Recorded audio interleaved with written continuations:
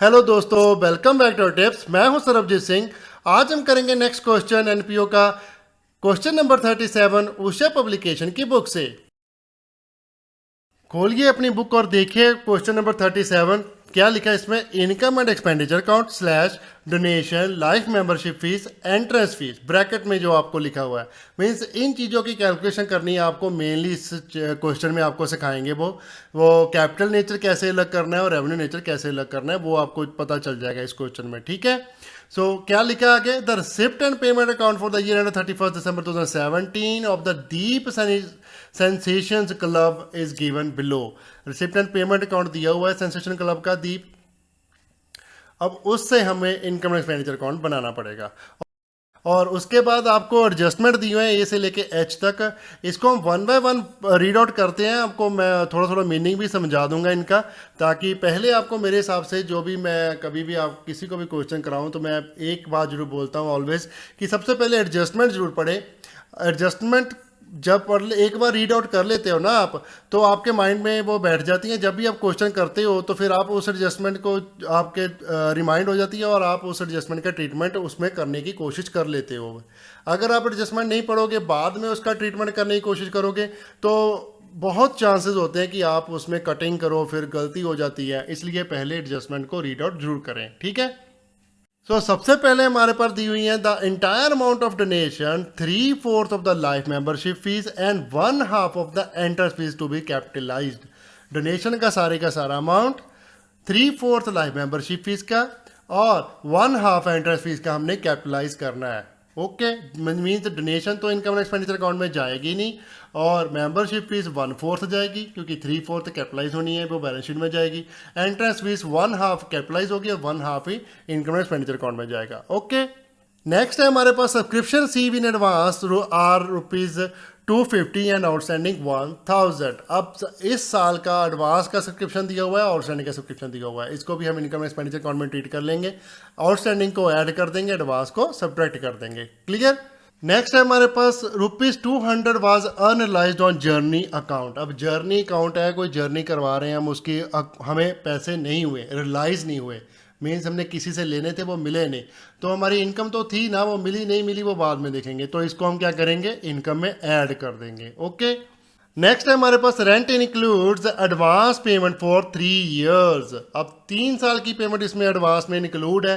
तो जितना भी रेंट है उसको डिवाइडेड बाय 4 करके मल्टीप्लाई बाय 3 करेंगे और 3 साल की उसमें से सब्ट्रैक्ट कर देंगे। टोटल तो 4 ईयर की होगी ना, इस साल की तो है ही है और 3 साल की आगे एडवांस भी है। टोटल 4 ईयर हो गए, 3/4 करके इसको हम निकाल लेंगे। ठीक है, नेक्स्ट एडजस्टमेंट है हमारे पास salary include an advance of ₹500 and sum of ₹1000 remain unpaid as 31 December. अब आउटस्टैंडिंग सैलरी दी हुई और prepaid salary mean advance salary दी हुई है जो हमने पहले ही दी है।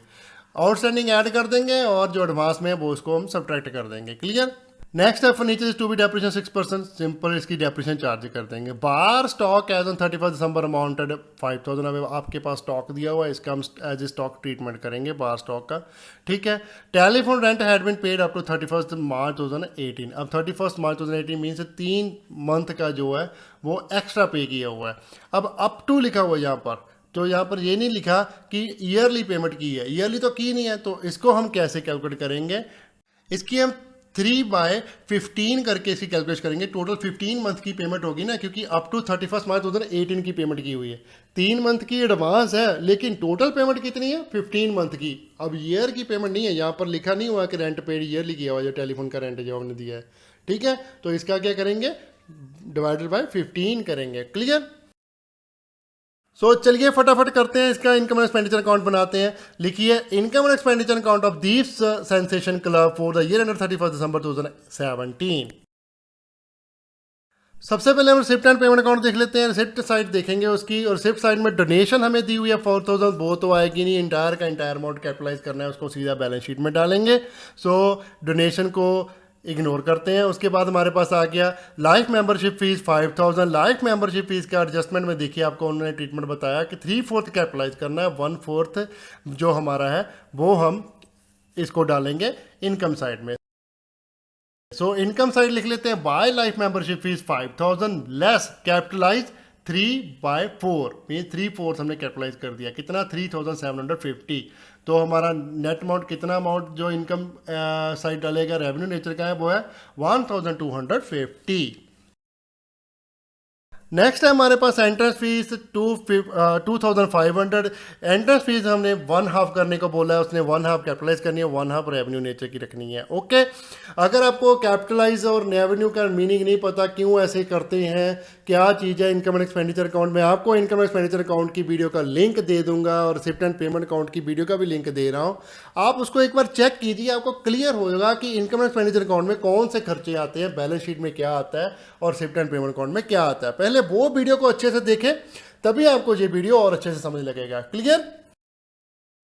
सो लिखिए इनकम एक्सपेंडिचर अकाउंट में बाय एंट्रेंस फीस 2500, इसमें से लेस करेंगे कैपिटलाइज 1/2 1250, तो नेट हमारे पास अमाउंट आ गया 1250 अमाउंट साइड में। ओके, और उसके बाद हमारे पास है यहाँ पर टू सब्सक्रिप्शन 6750, उसमें हम ऐड करेंगे जो हमें एडजस्टमेंट में दिया हुआ है आउटस्टैंडिंग, और लेस करेंगे जो जी एडवांस दिया हुआ है 250 और 1000। तो सब्सक्रिप्शन भी हम सीधे लिख लेते हैं पहले इनकम एक्सपेंडिचर अकाउंट में। बाय सब्सक्रिप्शन अकाउंट 6750, ऐड कीजिए आउटस्टैंडिंग सब्सक्रिप्शन 1000 और लेस कीजिए रिसीव इन एडवांस सब्सक्रिप्शन कितना है 250। तो हमारे पास नेट अमाउंट निकल के आ गया 7500। उसके बाद हमें दिया हुआ है टू बार रिसिप्ट 25000। बार की जो हमारे पास रिसिप्ट है वो हम डाल देंगे सीधा ही ऐसे, बाय बार रिसिप्ट 25000। आगे हमारे पास टू बिलार्ड फीस 500।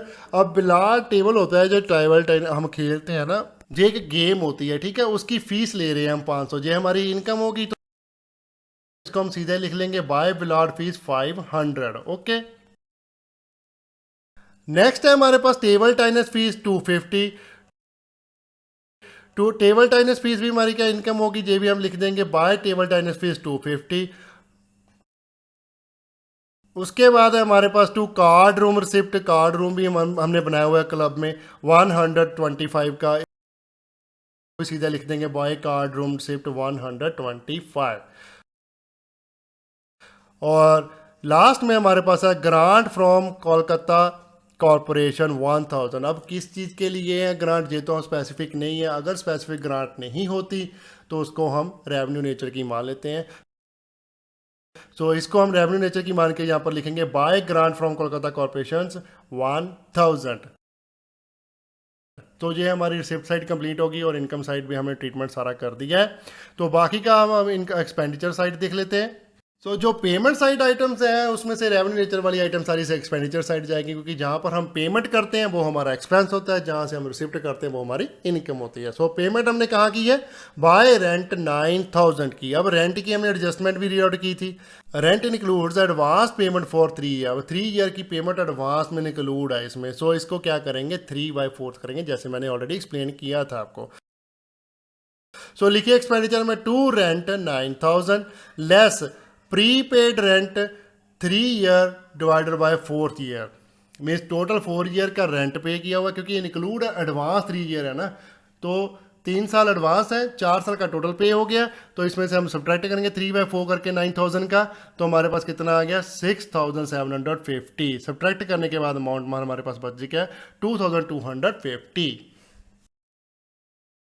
नेक्स्ट है हमारे पास बाय सैलरीज 11500। अब सैलरीज की एडजस्टमेंट भी हमारे पास थी, देखिए ई एडजस्टमेंट है, salary include an advance of ₹500 है, sum of 1000 is remain unpaid, means outstanding और एडवांस है।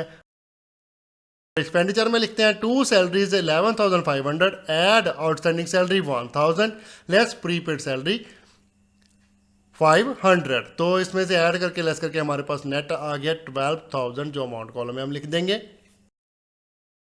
नेक्स्ट है हमारे पास बाय फर्नीचर 2000। अब जो फर्नीचर है वो हमारा एसेट्स है, एसेट इनकम और एक्सपेंडिचर अकाउंट में तो जाता नहीं है, लेकिन हमें हमारे एडजस्टमेंट एफ दी हुई है, furniture is to be depreciated by 6%, तो इसको हम ट्रीट कर सकते हैं। सो पहले इसको हम बाद में भी ट्रीट कर सकते हैं, पहले करना तो पहले भी कर सकते हैं। सो इसको याद में रखना कि आपकी ये एडजस्टमेंट अभी पेंडिंग है, तो इसको हम ट्रीटमेंट करेंगे। नेक्स्ट हमारे पास आ गया बाय इलेक्ट्रिसिटी 600। इलेक्ट्रिसिटी हमारा एक्सपेंस है, तो इसको हम सीधा लिख देंगे टू इलेक्ट्रिसिटी 600। उसके बाद हमारे पास आ गया बाय बार परचेज 20,000। अब 20,000 की बार परचेज की हुआ है तो इसको हम लिख देंगे टू बार परचेज 20,000। इसके साथ रिलेटेड ही हमारे पास स्टॉक दिया हुआ है बार का एडजस्टमेंट जी में। बार stock as eight 31 December amounted ₹5,000। तो उस परचेज में से स्टॉक सब्ट्रैक्ट कर देंगे हम, क्योंकि स्टॉक तो अभी बिका नहीं है तो एक्सपेंस नहीं होगा ना, अभी तो हमारे पास एसेट ही है वो, तो एसेट साइड उसको लिखेंगे। इसको सब्ट्रैक्ट करने के बाद अमाउंट हमारे पास आ गया 15,000। नेक्स्ट है हमारे पास टेलीफोन चार्ज 370। तो टेलीफोन का भी जो है वो एडजस्टमेंट हमें दी हुआ है। Telephone rent had been paid up to 31 March 2018।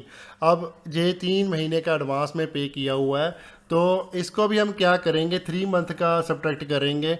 तो इसका जो हमारे पास है 370 मल्टीप्लाई बाय करेंगे 3/15, मीन्स इसका हो गया 1/5। 317 का 1/5 किया तो हमारे पास कितना आ गया 74। 370 से 74 हमने सब्ट्रैक्ट किया तो हमारे पास नेट आ जाएगा 296। क्लियर।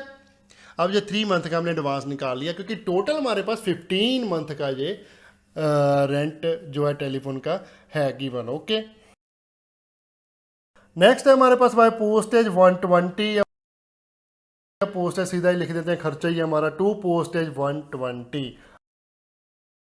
अब उसके बाद हमारे पास जहाँ पर लिखा हुआ है बाय बैंक बैलेंस 1430, जो सीधा बैलेंस शीट में जाएगा। बाय कैश बैलेंस 400, ये भी हमारा बैलेंस शीट में जाएगा। क्लियर। सो हमारे पास सारी एडजस्टमेंट हो चुकी हैं, और जो हमारी एडिशनल इंफॉर्मेशन है उसका सारी का ट्रीटमेंट हो गया। एक लास्ट बची है हमारे पास, furniture is to be depreciate at 6%। So furniture पे हम डेप्रिशिएशन लगा लेते हैं।